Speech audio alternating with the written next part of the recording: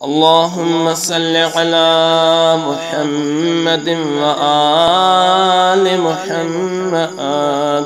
بسم الله الرحمن الرحيم.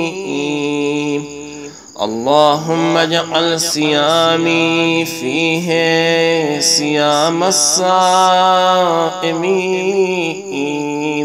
وقيامي فيه قيام القائمين،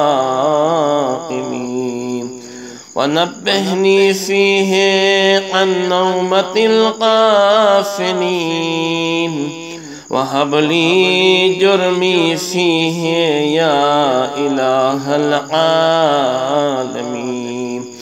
واعف عني يا عافيا عن المجرمين. وصلى الله على محمد وآله الطاهرين.